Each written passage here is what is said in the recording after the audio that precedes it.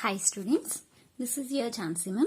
In this video we are going to discuss classification of elements into blocks. In one of the previous videos we have discussed classification of elements into groups and periods, right? Now in this video we are going to discuss classification of elements into blocks. So total how many blocks we can classify means total 4 blocks. Those are S, P, D, F. SPDF. These SPDF, these already we have discussed in the subshells case also, right? S subshell, P subshell, D subshell, F subshell. So according to this only we are classifying the elements into blocks. So how we are going to classify? Based on what means? Based on differentiating electron.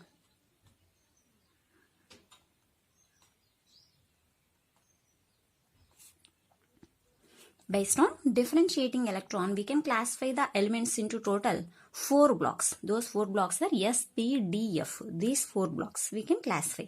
So here what is meant by differentiating electron? It is nothing but last electron which is entering into the shell.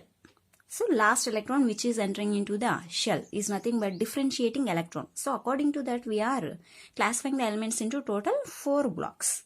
So this last electron or differentiating electron, if enters into the S subshell, this is called as S block. If it enters into P, it is P block. If it is D, D block. If electron again entered into F, it is F block. So once you please observe here. Here 1A and 2A, these two we can consider the S block. For example, if you observe the electronic configuration of any of these 2 groups of elements, you can find the electronic configuration like, for example, I am explaining here about which we will take lithium. Okay, if you take lithium, atomic number is 3. Its electronic configuration is 1s2, 2s1. So see here last electron. This entered into which subshell? S subshell means S orbital. This last electron entered into S orbital. So this lithium we can consider the S block. Similarly, you see this beryllium also. Beryllium atomic number is 4. So its electronic configuration is 1s2, 2s2. So last electron again entered into S orbital only. So this also we can consider the S block.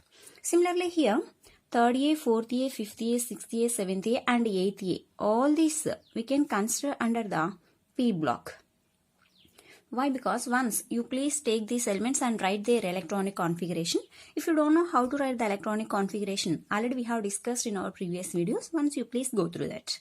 So in those cases, the last electron entered into the P subshell, means P orbital. The last electron will enter into the P orbital. So that's why we can consider all these 6 groups of elements under the P block.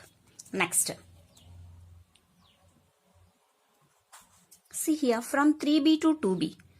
Here total 10 groups are there, right? So these 10 groups will come under the D block. All this will come under the D block. Okay, in this case also last electron. Okay, last electron or differentiating electron. Last electron or differentiating electron will enter into the D orbital. So that's why we can consider all these elements under the D block. Again at the last you can find here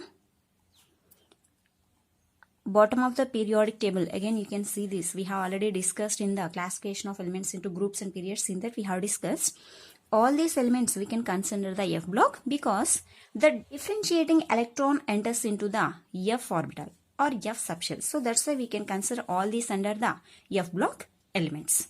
So here total overall brief structure of the periodic table as blocks, it will come like this. So it is S block. Under this 2 groups will come. Under this total 2 groups will come.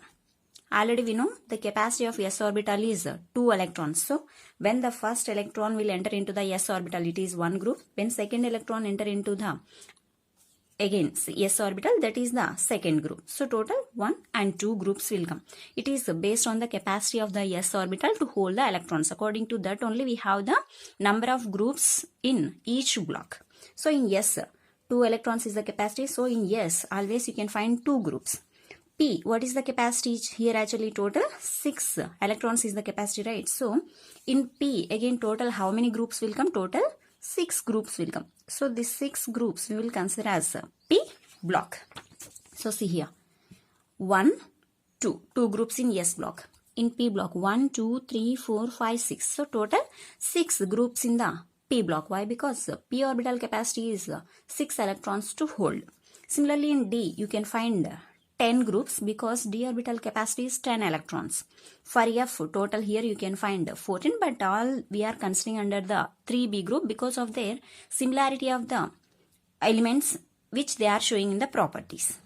Okay, see here total 10 groups will come because D orbital capacity is 10 electrons. So total here we are considering it as D block.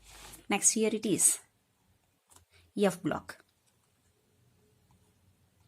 It is F block. So this is the brief structure of the periodic table. If we draw the picture in the view of blocks. So left side of the periodic table S block will come. Right side of the periodic table P block will come. Middle of the periodic table D block will come. Bottom of the periodic table F block elements will come. Clear students, how we are classifying these elements into blocks? It is based on the last electron or differentiating electron is entering into which orbital. According to that we are classifying the elements into blocks. So last electron in which of these it will enter, according to that we are classifying that element under that block. Dear students, I hope you like this video. Thank you.